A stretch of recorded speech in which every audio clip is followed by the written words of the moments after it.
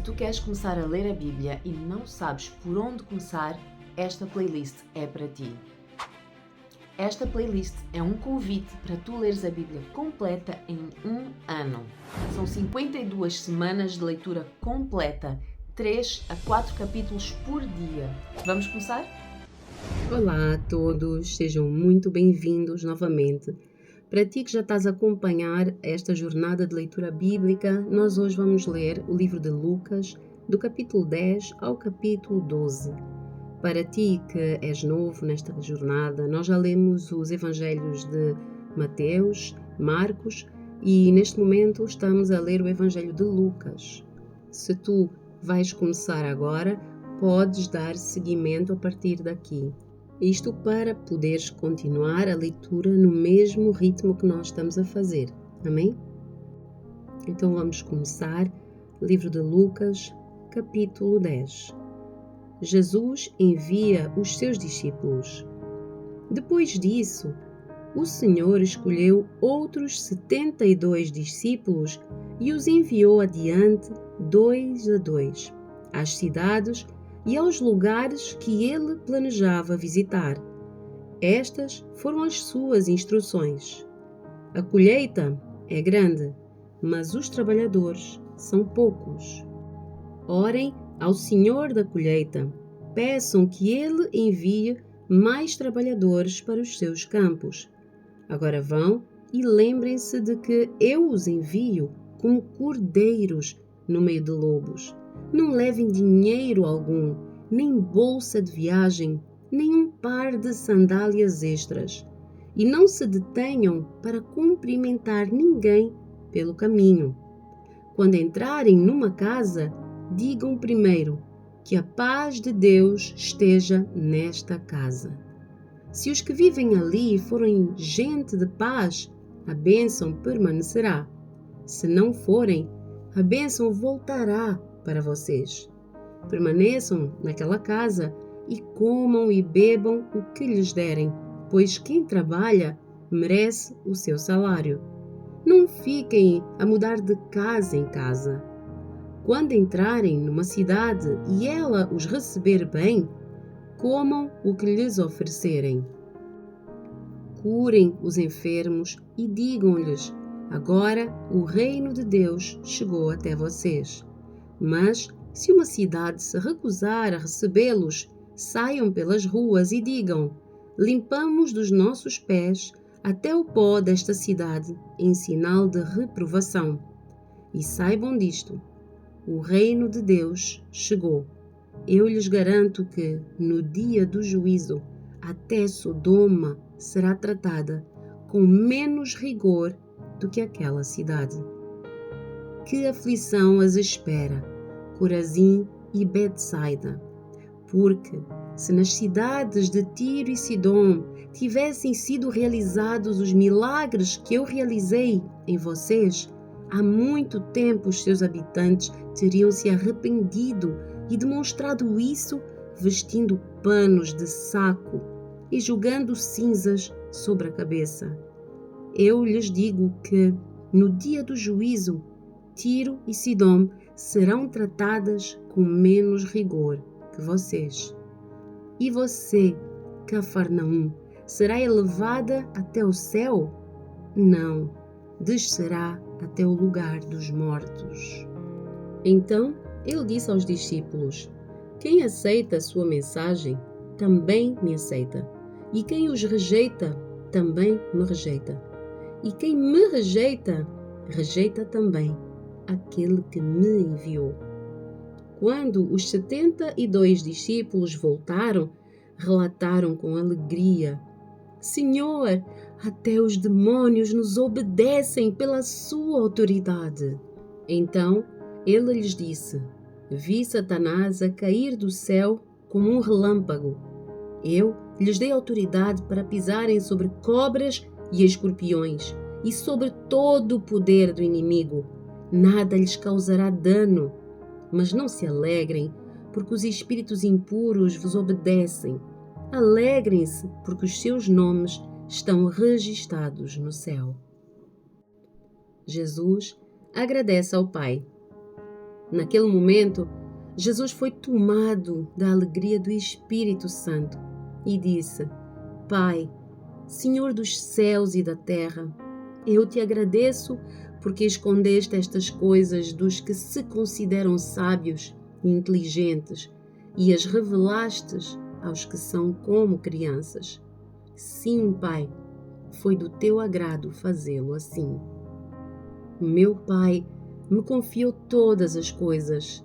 Ninguém conhece verdadeiramente o Filho a não ser o Pai, e ninguém conhece verdadeiramente o Pai a não ser o Filho, e aqueles a quem o Filho escolhe revelá-lo. Então, em particular, ele se voltou para os discípulos e disse: Felizes os olhos que veem o que vocês viram. Eu lhes digo, muitos profetas e reis desejaram ver o que vocês têm visto e ouvir o que vocês têm ouvido, mas não puderam. O mandamento mais importante.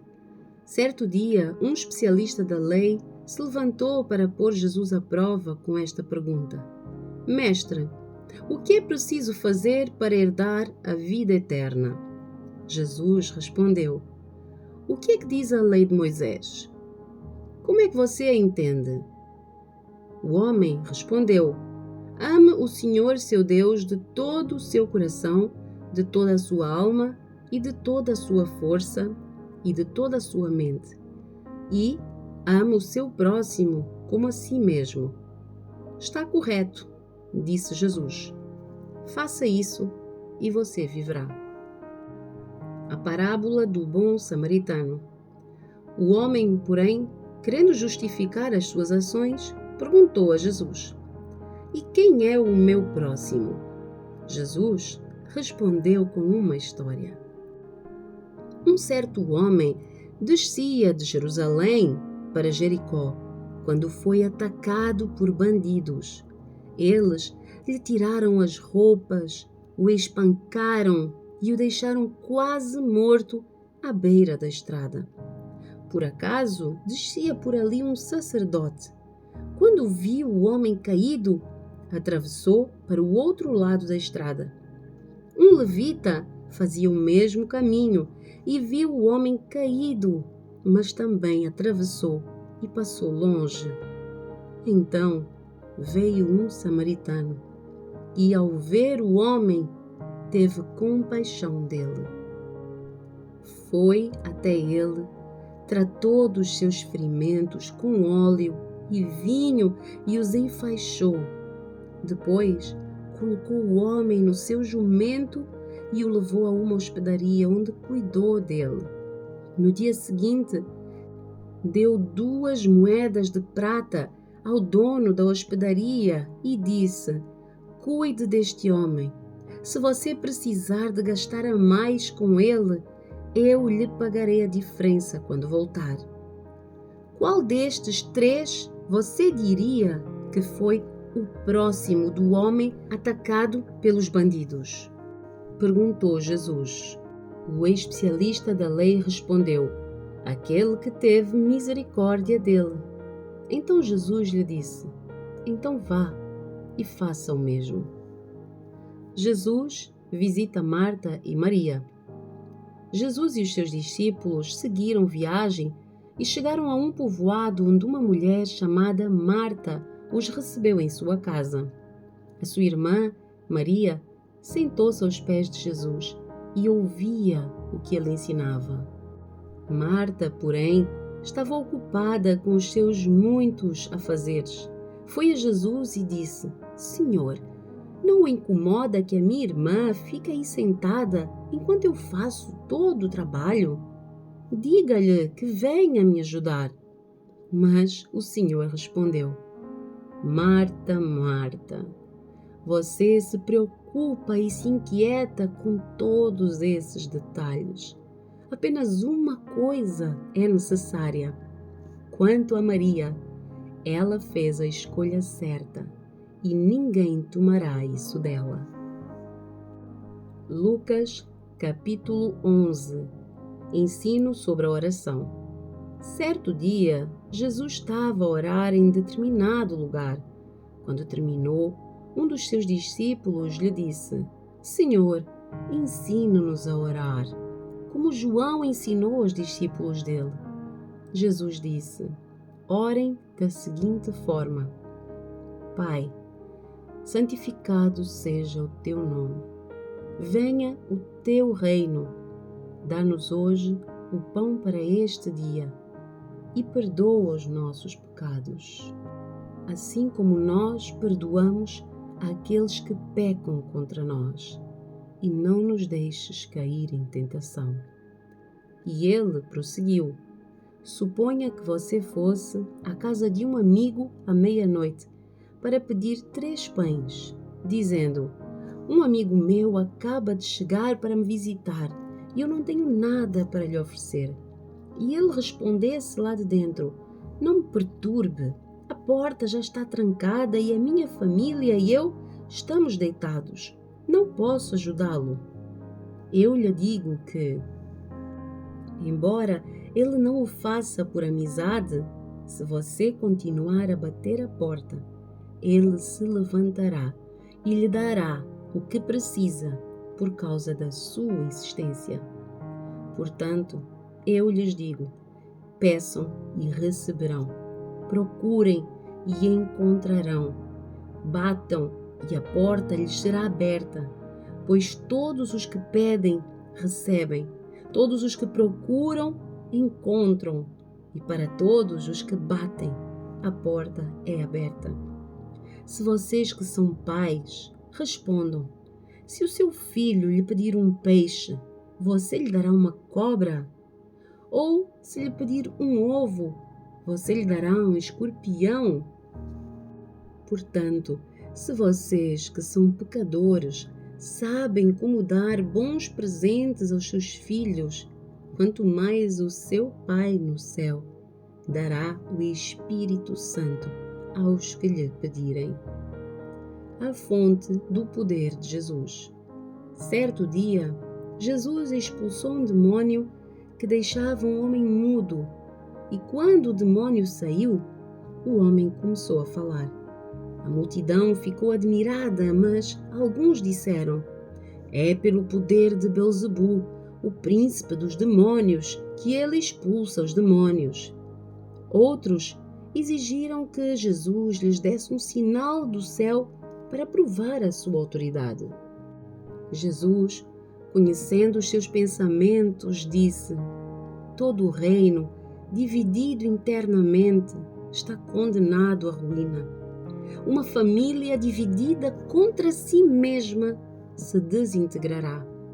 Vocês dizem que eu expulso demônios pelo poder de Belzebu, mas se Satanás está dividido e luta contra si mesmo, como o seu reino sobreviverá? E se o meu poder vem de Belzebu, então o que dizer dos seus discípulos? Eles também expulsam demônios, de modo que condenarão vocês pelo que acabaram de dizer. Se, contudo, eu expulso demônios pelo poder de Deus, então o reino de Deus já chegou a vocês. Pois quando um homem forte está bem armado e guarda o seu palácio, os seus bens estão seguros, até que alguém, ainda mais forte, o ataque e o vença, tire dele as suas armas e leve embora os seus pertences.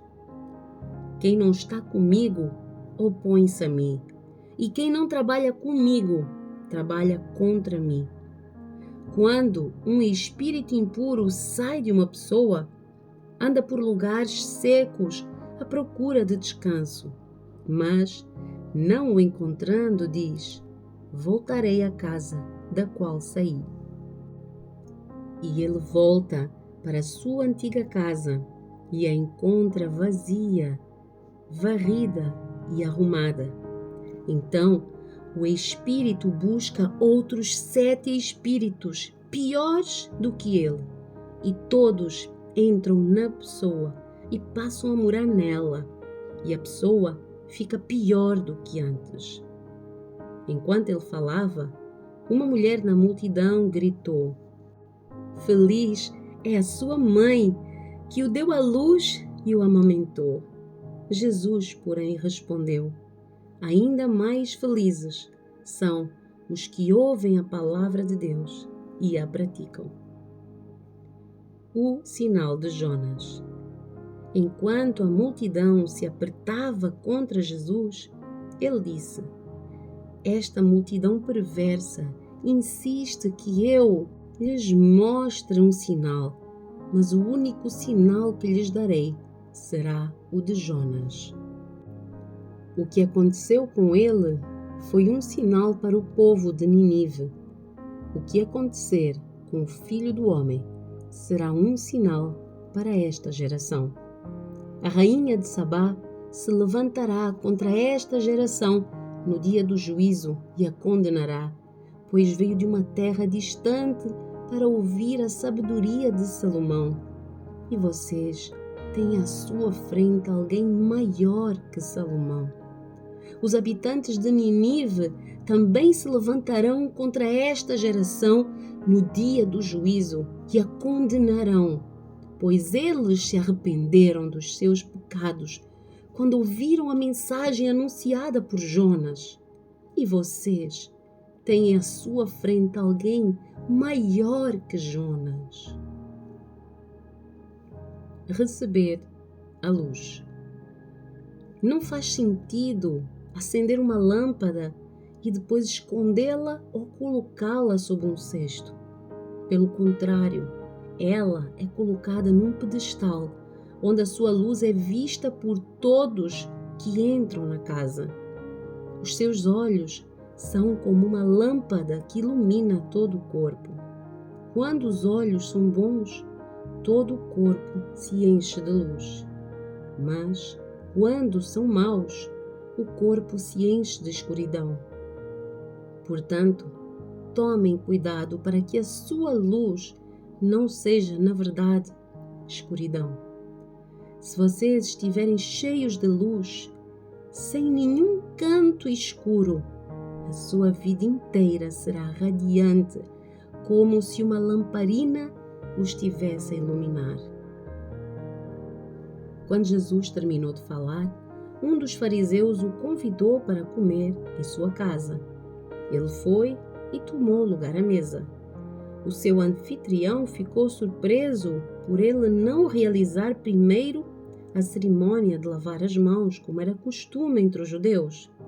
Então o Senhor lhe disse: Vocês, fariseus, tenham o cuidado de limpar o exterior do copo e do prato, mas estão sujos por dentro, cheios de ganância e perversidade. Tolos! Acaso Deus não fez tanto o interior como o exterior? Portanto, limpem o interior, dando ofertas aos necessitados, e ficarão limpos por completo. Que aflição os espera, fariseus! Vocês têm o cuidado de dar o dízimo da hortelã, da arruda e de todas as ervas, mas negligenciam a justiça e o amor de Deus. Sim, vocês deviam fazer essas coisas, mas sem descuidar das mais importantes. Que aflição os espera, fariseus, pois gostam de sentar-se nos lugares de honra nas sinagogas e de receber saudações respeitosas enquanto andam pelas praças. Sim, que aflição os espera, pois são como túmulos escondidos. As pessoas passam por cima deles sem saber onde estão a pisar. Então, um especialista da lei disse: Mestre, o Senhor insultou também a nós com o que acabou de dizer. Jesus respondeu: Sim, que aflição também os espera, especialistas da lei, pois oprimem as pessoas com exigências insuportáveis e não movem um dedo sequer para aliviar os seus fardos. Que aflição os espera, pois constroem monumentos para os profetas que os seus próprios antepassados assassinaram. Com isso, porém, testemunham que concordam com o que os seus antepassados fizeram. Eles mataram os profetas e vocês cooperam com eles, construindo os monumentos. Foi a isto que Deus, em sua sabedoria, se referiu: eu lhes enviarei profetas e apóstolos, mas eles matarão alguns e perseguirão outros. Portanto, esta geração será responsabilizada pelo assassinato de todos os profetas de Deus desde a criação do mundo, desde o assassinato do justo Abel até o de Zacarias, morto entre o altar e o santuário. Sim, certamente esta geração será considerada responsável. Que aflição os espera, especialistas da lei! Vocês se apossaram da chave do conhecimento e, além de não entrarem no reino, impedem que os outros entrem. Quando Jesus se retirou dali, os mestres da lei e os fariseus ficaram extremamente irados e tentaram provocá-lo com muitas perguntas. Queriam apanhá-lo numa armadilha, levando-o a dizer algo que pudessem usar contra ele. Lucas, capítulo 12. A advertência acerca da hipocrisia. Quando as multidões cresceram a ponto de haver milhares de pessoas atropelando-se e pisando umas nas outras, Jesus concentrou o seu ensino nos discípulos, dizendo: tenham cuidado com o fermento dos fariseus, que é a hipocrisia. Virá o dia em que tudo o que está encoberto será revelado e tudo o que é secreto será divulgado. O que vocês disserem no escuro será ouvido às claras, e o que conversaram a portas fechadas será proclamado nos telhados. Meus amigos, não tenham medo daqueles que matam o corpo. Depois disso, nada mais podem lhes fazer. Mas eu lhes direi a quem devem temer. Temam a Deus, que tem o poder de matar e lançar no inferno. Sim, a esse vocês devem temer. Qual é o preço de 5 pardais? 2 moedas de cobre? E, no entanto, Deus não se esquece de nenhum deles. Até os cabelos da sua cabeça estão todos contados. Portanto, não tenham medo. Vocês são muito mais valiosos do que um bando inteiro de pardais. Eu lhes digo a verdade. Quem me reconhecer aqui, diante das pessoas, o Filho do Homem o reconhecerá na presença dos anjos de Deus. Mas quem me negar aqui será negado diante dos anjos de Deus. Quem falar contra o Filho do Homem será perdoado, mas quem blasfemar contra o Espírito Santo não será perdoado. Quando vocês forem julgados nas sinagogas e diante dos governantes e das autoridades, não se preocupem com o modo como se defenderão, nem com o que dirão, pois o Espírito Santo, naquele momento, lhes dará as palavras certas. A parábola do rico insensato. Então alguém da multidão gritou: Mestre, por favor, diga ao meu irmão que divida comigo a herança do meu pai. Jesus respondeu: Amigo, quem me pôs como juiz sobre vocês para decidir essas coisas? Em seguida, disse: Cuidado, guardem-se de todo tipo de ganância. A vida de uma pessoa não é definida pela quantidade de seus bens. Então lhes contou uma parábola. Um homem rico tinha uma propriedade fértil que produziu boas colheitas. Pensou consigo: o que devo fazer? Não tenho espaço para toda a minha colheita. Por fim disse: já sei, vou derrubar os celeiros e construir outros maiores. Assim terei espaço suficiente para todo o meu trigo e os meus outros bens. Então direi a mim mesmo: amigo, você guardou o suficiente para muitos anos. Agora descanse, coma, beba e alegre-se. Mas Deus lhe disse: louco, você morrerá esta noite. E então, quem ficará com o fruto do seu trabalho? Sim, é loucura acumular riquezas terrenas e não ser rico para com Deus. Então, voltando-se para os seus discípulos, Jesus disse: por isso eu lhes digo que não se preocupem com a vida diária, se terão o suficiente para comer, ou com o corpo, se terão o suficiente para vestir, pois a vida é mais do que comida e o corpo é mais do que roupa. Observem os corvos, eles não plantam e nem colhem, nem guardam comida em celeiros, pois Deus os alimenta. E vocês valem muito mais do que qualquer pássaro.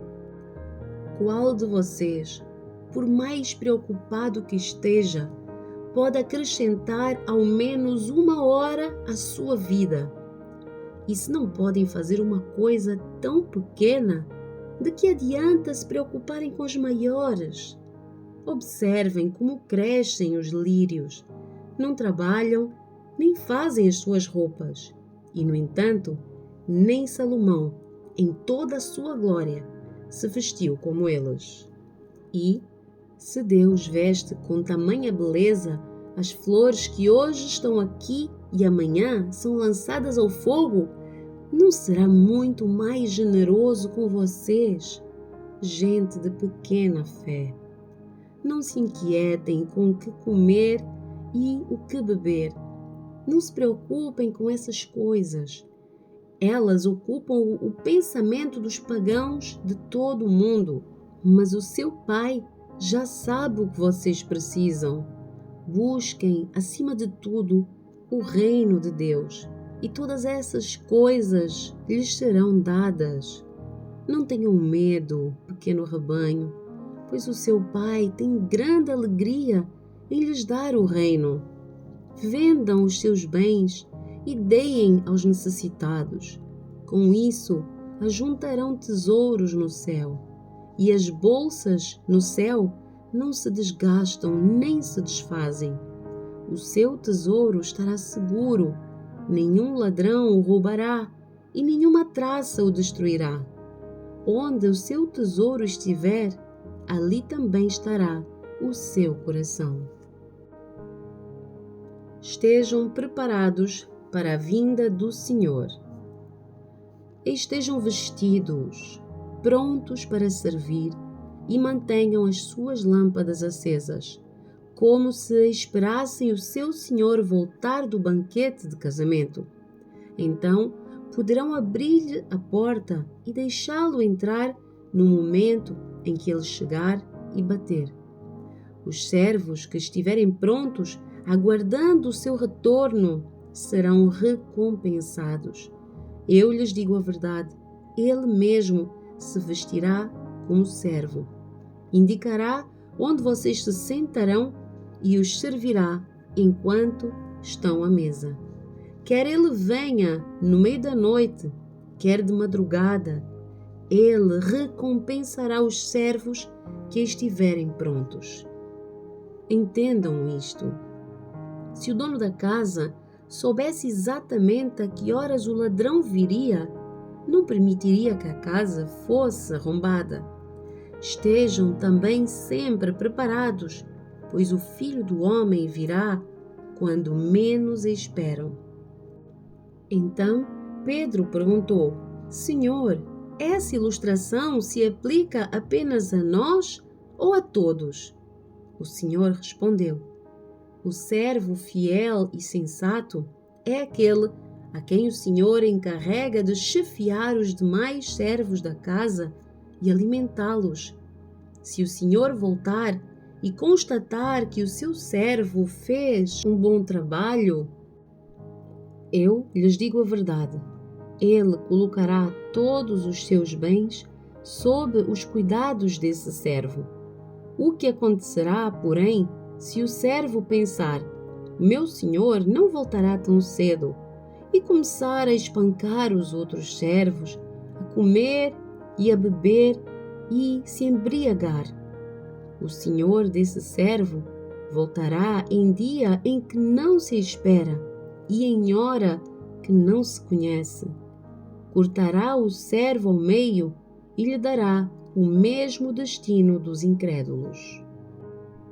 O servo que conhece a vontade do seu senhor e não se prepara, nem segue as instruções dele, será duramente castigado. Mas aquele que não a conhece e faz algo errado, será castigado com menos severidade. A quem muito foi dado, muito será pedido, e a quem muito foi confiado, ainda mais será exigido. Jesus causa divisão. Eu vim para incendiar a terra e gostaria que já estivesse em chamas. No entanto, tenho de passar por um batismo e estou angustiado até que ele se realize. Vocês pensam que vim trazer paz à terra? Não, eu vim causar divisão. De agora em diante, numa mesma casa, 5 pessoas estarão divididas, 3 contra 2 e 2 contra 3. Pai ficará contra o seu filho e o filho contra o pai. A mãe contra a sua filha e a filha contra a mãe. A sogra contra a sua nora e a nora contra a sua sogra. Então Jesus se voltou para a multidão e disse: quando vocês veem nuvens se formando no oeste, dizem: vai chover, e têm razão. Quando sopra o vento sul, dizem: hoje vai fazer calor, e assim ocorre. Hipócritas, sabem interpretar as condições do tempo na terra e no céu, mas não sabem interpretar o tempo presente. Por que é que não decidem por si mesmos o que é certo? Quando você e o seu adversário estiverem a caminho do tribunal, procurem acertar as diferenças antes de chegar lá. Do contrário, pode ser que o acusador o entregue ao juiz, e o juiz a um oficial que o lançará na prisão. Eu lhe digo, você não será solto enquanto não tiver pago até o último centavo.